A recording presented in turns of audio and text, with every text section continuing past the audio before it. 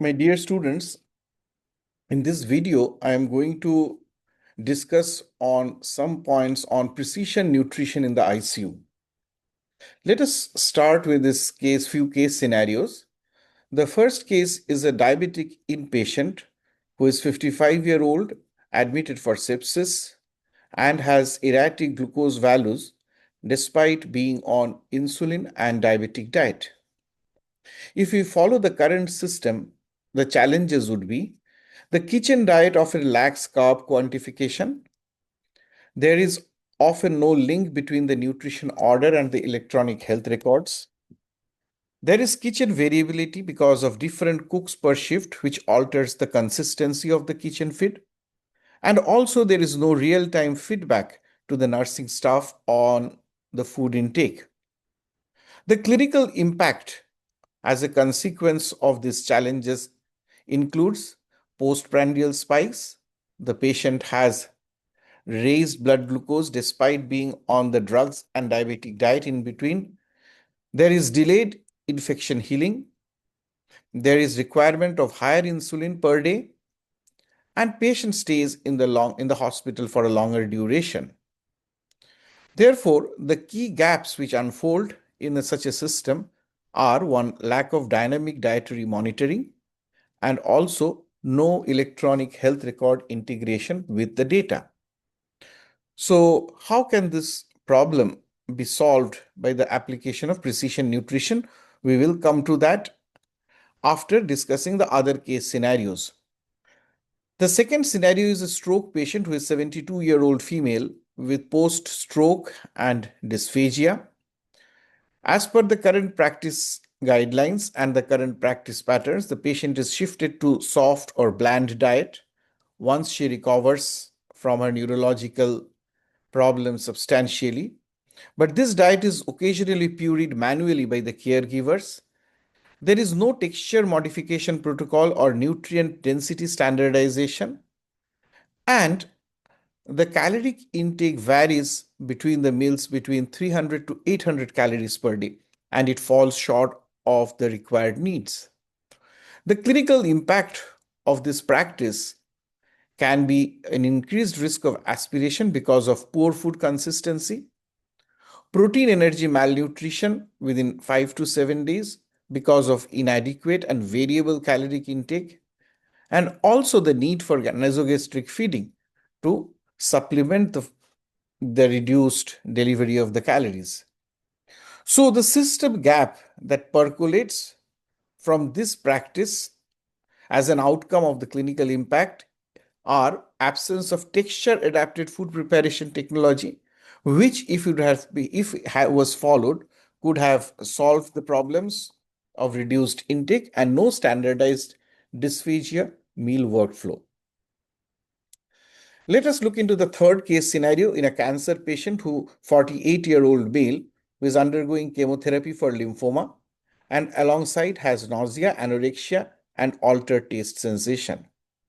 As per the current food system practice in the ICU, the patient persists on a standard vegetarian meal which has limited patient-specific modification.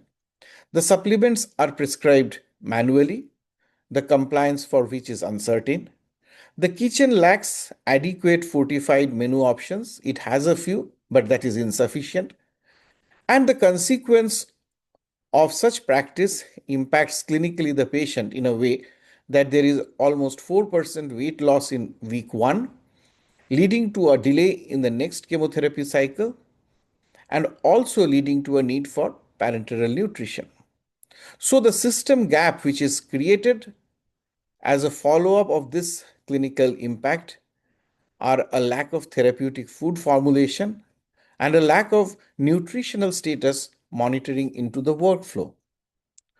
So these are the known operational challenges in the current food system that persists in the hospital and the ICU. One is that the hospital food and patient care doesn't always connect well because what patients eat is often not matched exactly to their medical needs.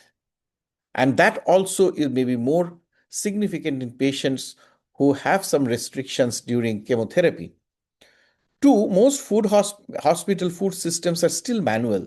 The diet plans, the portion sizes, and the calorie counts are done by individuals and therefore they lack precision. Three, the patient often gets one size fits all meals, and that is not always the right thing for the patient because but the meals are made in bulk, so the individual needs are not always adjusted perfectly. Fourth is that the food waste is a problem because many hospitals throw away large amounts of uneaten food which can which harms the environment. The five, the nutrition data is not tracked properly because hospitals rarely record how much a patient actually eats or whether the diet is helping in his or her recovery. It maintains other records of medicines, fluids, etc., but not the diet. Sixth, the kitchen hygiene and food safety can vary, and this can also affect a patient with cancer, neutropenic sepsis, etc., who have a higher risk of infection than others because manual handling and limited monitoring increases the risk of contamination. Seven, the hospital kitchens are not very eco-friendly. So very few hospitals recycle the food waste or use green energy and mostly are dependent on municipal disposal. So the energy, the environmental concerns remain. The use, and the last is the use of technology. The use of technology is minimal in terms of handling the food practice of nutrition based practices like AI, automation, or smart kitchen systems. So they are indeed a rarity in India. So precision clinical nutrition aims to bridge these gaps. So how does it try to improve upon the current practice? The current practice of manual diet planning gives way to precision clinical nutrition, with the bridge being the AI linked electronic health record diet design. The reactive feeding, that is, feeding in response to the demands made by the patient, makes way for preventive nutritional therapy, the bridge being predictive nutrition algorithms.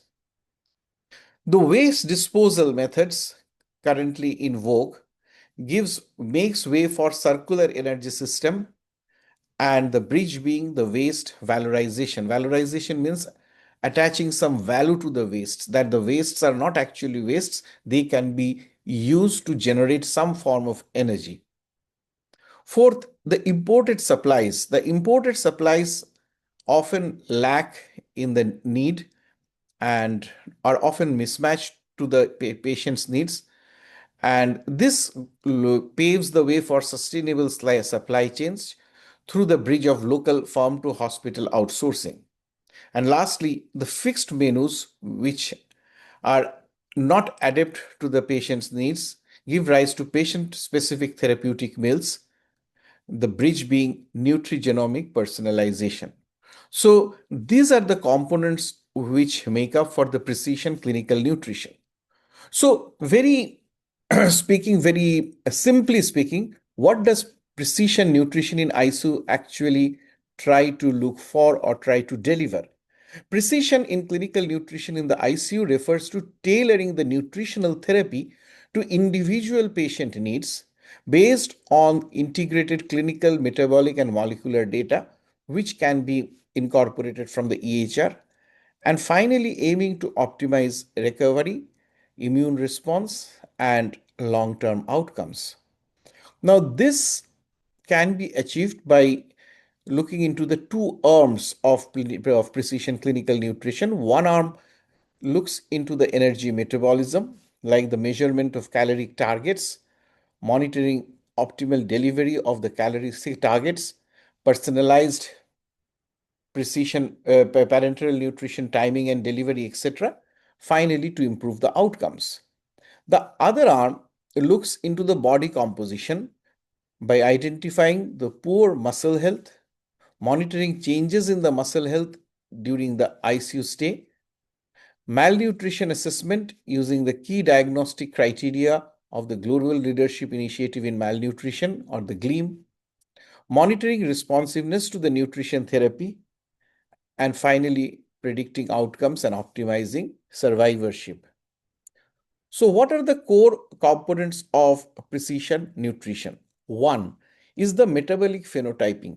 It is our common observation in the ICU that two patients with the same diet, insulin, and other dosages often exhibit varying responses in terms of the blood glucose, thereby requiring intermittent boluses.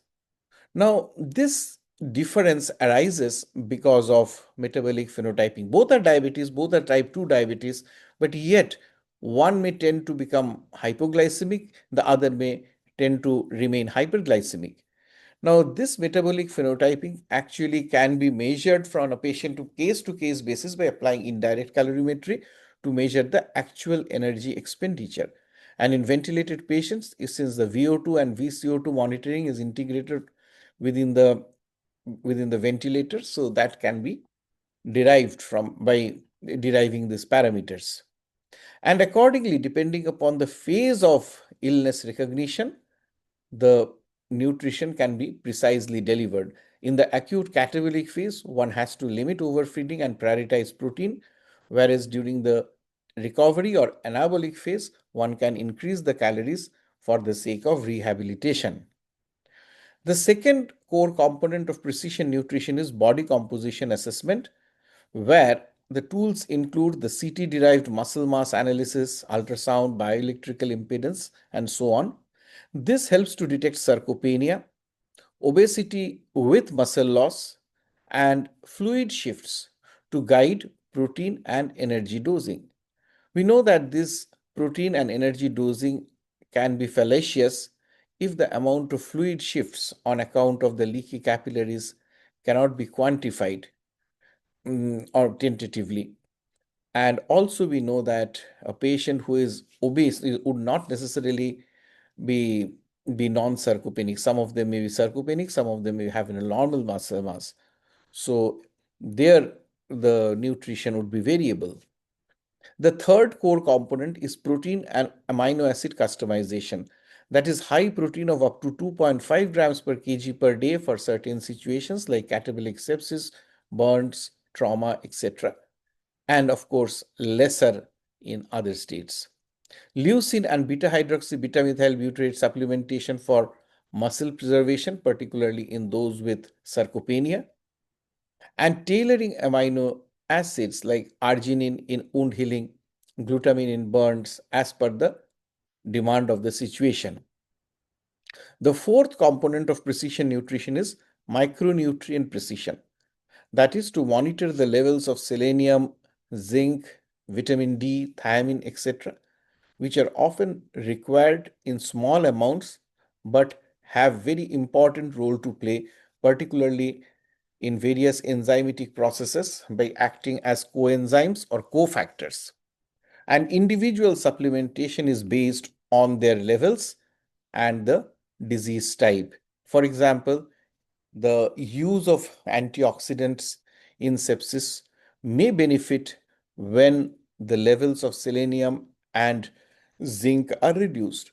So this is the reason for which we add antioxidants in presence of such observations. The fifth component of precision nutrition is gut microbiome targeted feeding. So these are the personalized prebiotic, probiotic, or symbiotic strategies which can help the gut flora take up the functions of the diseased body parts and thereby achieve the internal milieu quickly. Use of short chain fatty acids, which promotes promoting diets to maintain gut integrity, which is very important for the reason that gut ischemia leads to disintegration at various levels, at the mucosal level and etc. So although changes may not be apparent in the beginning, they might manifest later on, giving rise to diarrhea, loose stools, loss of nutrition, etc. And also avoid broad antibiotics that alter the microbiota unless essential, but although we know that it is more easily said than done. The sixth component of precision nutrition is integration with AI and machine learning. So algorithms predicting energy needs, algorithms looking to the feeding intolerance, or refeeding syndrome risk can well appreciate the need and type of nutrition. The AI models also integrate the metabolic data, genetics, and outcomes for the nutrition decision support as a long term outcome of nutrition on the patients. So, what are the essential tools and technologies that are required to maintain precision nutrition in the ICUs? One, indirect calorimetry for real time energy expenditure assessment or evaluation, continuous blood glucose monitoring to avoid any hypo or hyperglycemic episodes, which can be hypoglycemic episodes can be fatal. Point of care nitrogen balance to understand the protein adequacy. Body composition ultrasound for muscle mass tracking. Metabolomics or proteomics platforms to identify specific nutritional biomarkers, and AI driven nutrition support systems for predictive and adaptive feeding algorithms. There is a role of precision nutrition in specific ICU scenarios. For example, sepsis. The nutritional focus of precision nutrition is to avoid overfeeding early, maintain protein, and optimize the micronutrients like vitamin C, vitamin D, zinc, and selenium. In ARDS or COVID, the nutritional focus through precision nutrition is delivering high protein, omega 3 fatty acid rich feeds, and antioxidants. In burns and polytrauma patients, the nutritional focus shifts to early aggressive protein along with supplementation with micronutrients and anabolic amino acids. In patients with renal replacement therapy, one needs to adjust for dialysate losses by increasing protein to 2 to 2.5 grams per kg per day. In liver failure, by use of branched chain amino acids enriched formulas and careful titration of sodium and fluids, because overzealous administration can be harmful. And in obese critically ill patients, the nutritional focus is hypocaloric because high protein feeding should be guided by indirect calorimetry. So, what are the challenges and what are the future directions? The challenges are limited access to indirect calorimetry in low resource ICUs, particularly in our country. Second is the complex integration of data and AI settings. This requires time for proper validation and also should be validated across multiple platforms. Training needs for ICU dietitians and intensivists to justify and protect the interest of the patients in terms of their nutritional needs, and ethical and cost considerations in genomic and microbiome profiling, because that can be a there can be a two-way effect. It can lead to good, or if it is used haphazardly or indiscriminately, it may lead to the administration of wrong drugs which might affect the patient on long term. So the future directions include integration of wearable metabolic sensors, because if the sensors are placed at particularly vulnerable locations, they can help to gather more data than routine. AI powered nutrition dashboards for ICU teams, real time microbiome sequencing guided enteral feed composition, so that with every feed we are able to collect the data which would indicate that the percentage of feed that is actually being used by the body and the amount which is being excreted or thrown out. And real-time microbiome sequencing guided enteral feed composition and precision enteral formulas customized for the metabolic phenotype for which the patient is receiving the precision nutrition. So my final take-home message about precision clinical nutrition in the ICU patients would be that food will be part of the treatment. It cannot be looked upon just as a meal. Every patient will get a diet which is made just for them and their particular condition. The technology will guide on what, when, and how food is to be given. Food waste will become energy, The ICU and critical care nutrition will become smart. The hospital kitchens will be cleaner, safer, and more automated. The data will drive nutrition, and hospitals will aim for zero waste and net zero emissions. Thank you.